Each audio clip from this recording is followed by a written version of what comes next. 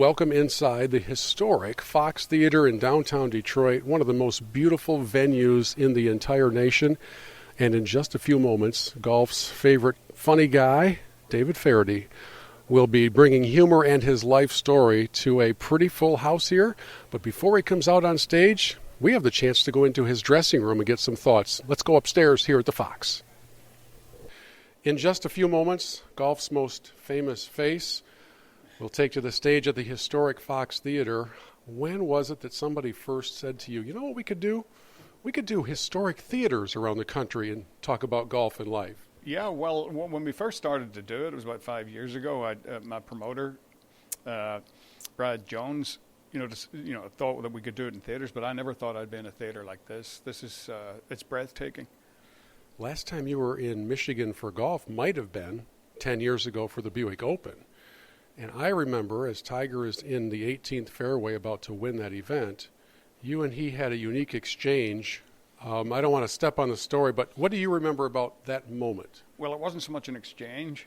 It was a one-sided affair, and it turned into Fartgate, basically. And I think the PGA Tour had the footage taken down after 1.5 million views on YouTube or whatever it was back then. They're no fun. But it wasn't Tiger, and he never threw me under the bus. And when people questioned me about it, I just said, the noise came from behind me.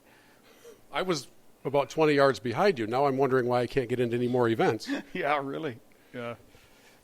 You have become not only a favorite for your humor, but also for the real part of your story. And I know that you work that into your live shows because there's a lot more to David Feherty than comedy.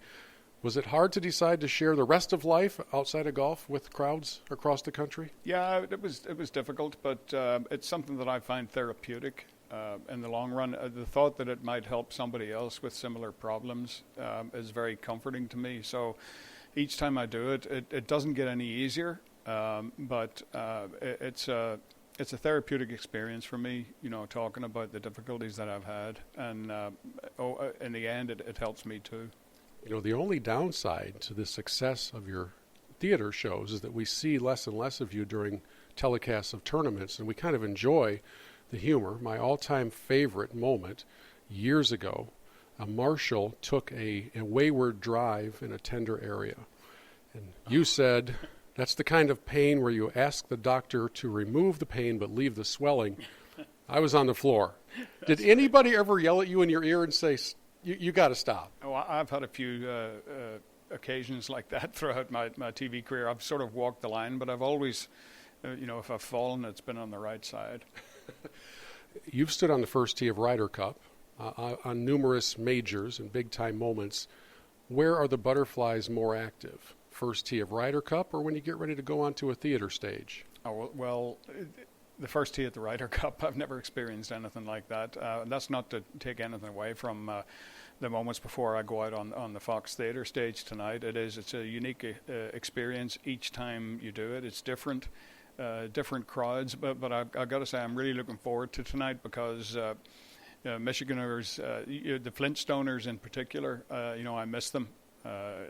It's fantastic to see golf back in Michigan. They're some of the greatest fans in the country. Yeah, they really are. This is the 20th anniversary of our show, so I brought you a little something that if you have trouble anywhere in town, you just show that around, and either it'll get you in or get you tasered. I'm not sure which. Yeah. Well, thank you very much. That's very kind of you. I have a collection of these, actually. Will that one actually make it home? Oh, yeah. Yeah, absolutely. It will. Thank you.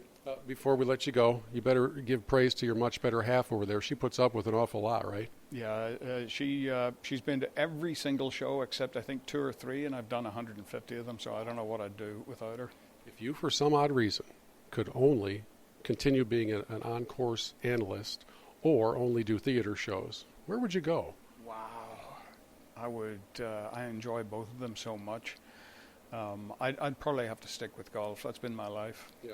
Well, we miss you out there, so come on out. We show that thing anywhere you want, and they'll get you out. Sure, it'll get me, somewhere. Yeah. Have a great show. Thank you so much. You're welcome. Thanks. Nice to see you again.